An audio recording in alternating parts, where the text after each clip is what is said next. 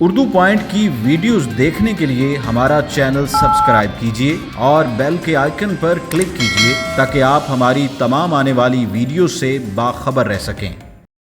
پرویز مشرف کی لاش ڈی چوک میں لٹکانے کا حکم اور نظریہ کہاں سے آیا؟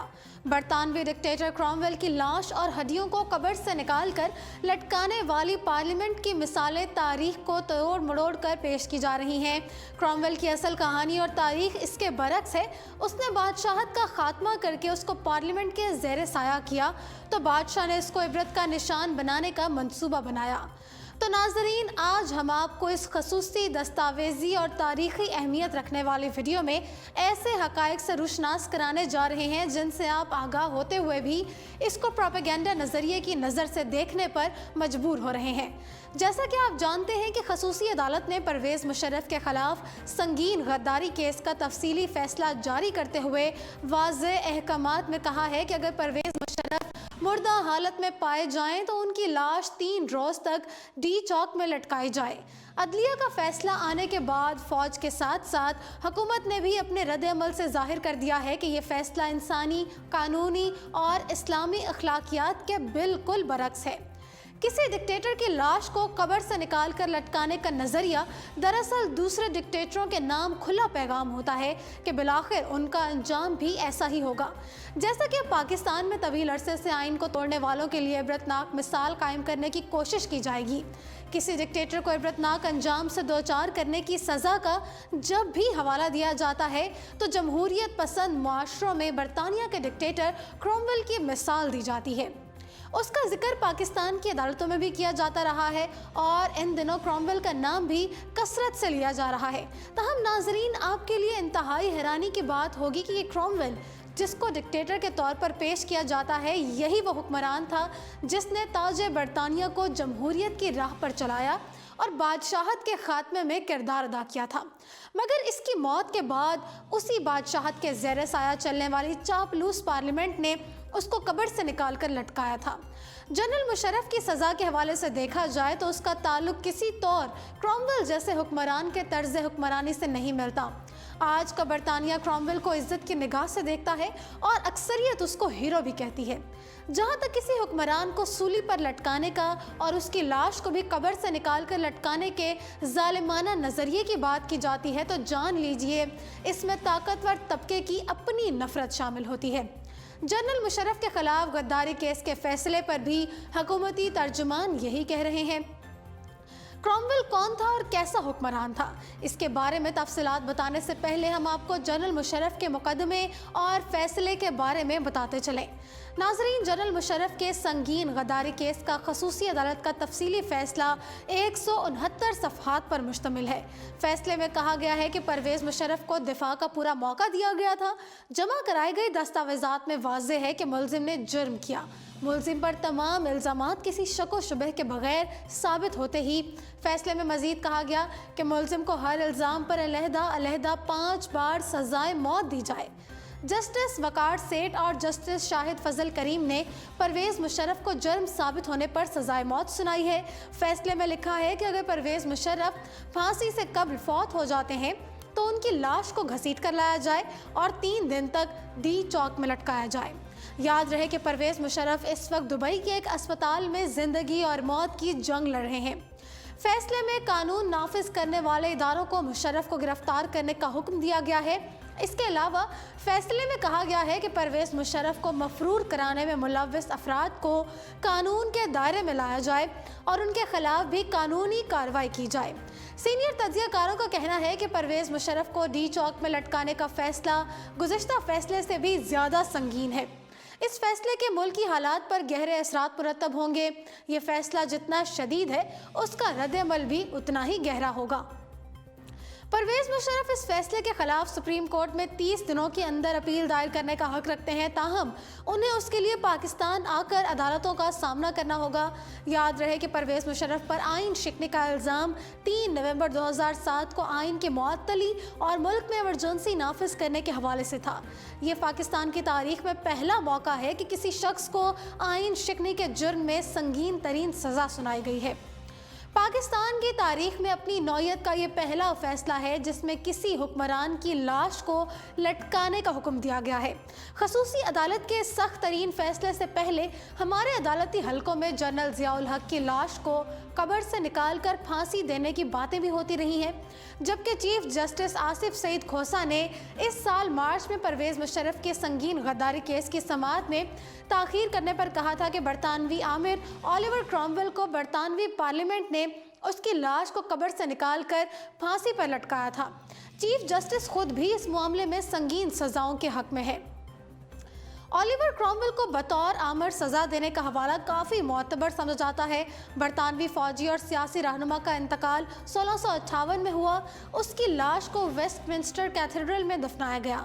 रिफॉर्मेशन के बाद उसकी लाश को दोबारा निकाला गया और सर कलम कर दिया गया।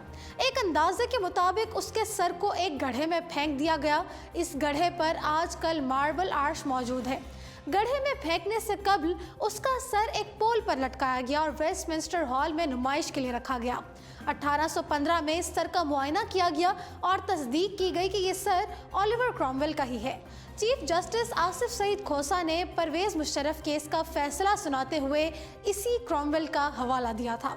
उन्होंने कहा कि बरतानवी पार्लियामेंट ने आमिर क्रॉमवेल का उनकी मौत के बाद भी ट्रायल किया। बरतानवी पार्लियामेंट ने मौत के बाद क्रॉमवेल का ढांचा कब्र से निकालकर उन्हें फांसी पर लटकाया। चीफ जस्टिस ने कहा कि हमारी तारीख ही अलग है। कितने ही लोग ऐसे हैं जो इलाज के लिए बाहर जाना चाहते हैं, उनकी वजह से दूसरों के केस भी मुतासिर होते हैं। नाज़रीन, अब हम आपको क्रॉमवेल के बारे में बताते हैं कि बरतानवी तारीख में क्रॉमवेल को अक्सरियत हीरो भी समझती है। ओलिवर क्रॉमवेल ने तो अंग्रेज़ों की खाना जंगी में पार्लिमानी फ़ौजियों को फतह से हमकनार किया था। बरतानिया में पार्लिमानी जमहूरियत को निज़ाम हुकूमत के तौर पर राइज करने का असल जिम्मेदार क्रॉमवेल को ही करार दिया जाता है। क्रॉमवेल इंग्लिस्तान में गवर्नर के मुकाम पर 1599 में पैदा हुआ। नौजवानी में इसने एक ऐसे इंग्लिस्तान का मंजर देखा जो मजहबी तनाज़ात के तहत शिकस्ता था और जिस पर फरमानवा बादशाह मुतलकुल अनान बादशाहत का हामी था। क्रॉमवेल खुद एक किसान और मुअज़्ज़ज़ीन शहर में शुमार होता था। 1628 में वो मजलिस कानून साज रुकन मुंतखब हुआ। वो थोड़ा ही अरसा इस ओहदे पर रहा क्योंकि अगले ही साल बादशाह चार्ल्स अव्वल ने मजलिस को मनसूख और तने तनहा मुल्क पर हुकूमत करने का फैसला किया था। 1640 में ही जब बादशाह को स्कॉटलैंड के ख़िलाफ़ जंग करने की खातिर माली वसाइल की ज़रूरत महसूस हुई तो उसने एक नई मजलिस कानून साज तश्कील दी। उस नई मजलिस का भी क्रॉमवेल रुकन बना और इस मजलिस ने बादशाह की मुतलकुल अनानियत के ख़िलाफ़ ज़मानत तलब की। चार्ल्स अव्वल ने मजलिस की सरपरस्ती कबूल करने से इनकार कर दिया। 1642 में बादशाह की तरफदार और पार्लिमानी फ़ौजों के बीच जंग छिड़ गई। क्रॉमवेल ने पार्लिमानी फ़ौजों का साथ दिया। बिगंडन वापस आकर इस बादशाह के खिलाफ घुड़सवारों का एक दस्ता तैयार किया। इसने 4 साल जंग के दौरान अपनी गैर मामूली अस्करी अहलियत के बना पर अपना लोहा मनवाया। क्रॉमवेल ने 2 जुलाई 1644 को होने वाली मार्स्टन मोर की संगीन जंग में अहम किरदार अदा किया। इस जंग ने सूरत हाल को बदल दिया। 14 जून 1645 को हंसबी का फैसला कुन जंग हुई जिसमें उसने बहादुरी और ज़ेरे निगनारी के जौहर दिखाए। 1646 में जंग के अख्ताम पर चार्ल्स अव्वल को कैद कर लिया गया जबकि क्रॉमवेल को पार्लिमानी फ़ौजियों में इंतहाई कामयाब सिपा सालार तस्लीम किया गया।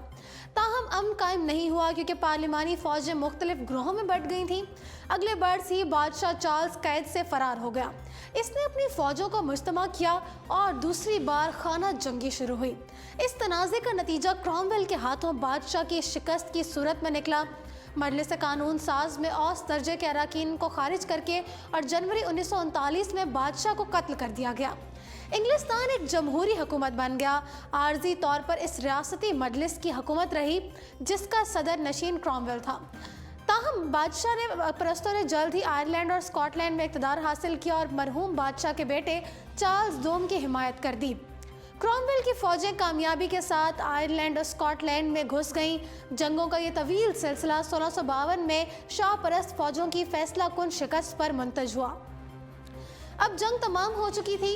ये नई हुकूमत की तश्कील का वक्त था। आईनी ढांचा तैयार करने का मसला दरपेश हुआ जो कि नई हुकूमत की एक बड़ी जिम्मेदारी थी।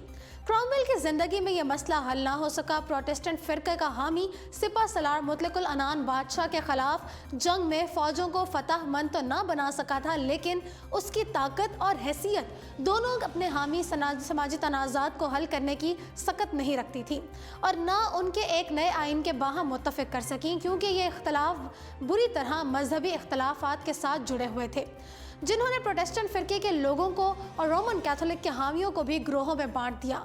जब क्रॉमवेल इक़्तिदार में आया तो पार्लियामेंट का वो हिस्सा जो बाकी रह गया था बहुत मुख्तसर था और गैर नुमाइंदा और इंतहा पसंद अक़लियत पर मुश्तमिल था।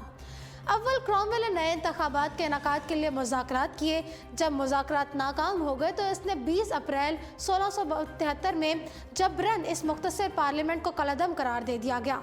इसके बाद 1658 में क्रॉमवेल की वफ़ात तक 3 मुख्तलिफ मजालिस मुश्तकिल हुई और मनसूख की गईं। 2 मुख्तलिफ आइन अपनाए गए, लेकिन कोई कामयाबी के साथ आयद ना किया जा सका। इस दौर में क्रॉमवेल ने फ़ौजी ताकत के बलबूते पर हुकूमत की। दरअसल वो एक फ़ौजी आमिर था, ताहम जमहूरी रिवायात के क़याम के लिए उसकी मुसलसल काविशों और इसके तहत तख्त नशीन होने की पेशकश को ठुकराना ये ज़ाहिर करता है कि वो अमूमी मायनों में एक फ़ौजी आमिर हरगिज़ नहीं था। ऐसा उसे मजबूरन करना पड़ा था। 1653 से लेकर 1658 तक लॉर्ड प्रोटेक्टर के खिताब के साथ वो इंग्लिस्तान, स्कॉटलैंड और आयरलैंड पर हुक्मरानी करता रहा। इन 5 बरसों में क्रॉमवेल ने बरतानिया को एक उम्दा हुकूमत और एक मरबूत इंतज़ामिया का नमूना पेश किया। उसने मुतअद्दिद सख्त कानून को बेहतर बनाया और तालीम के फ़रोग़ के लिए इक़दाम किए। वो मजहबी रवादारी का हामी था। वो मलेरिया में मुब्तला होकर 1658 में लंदन में फौत हुआ।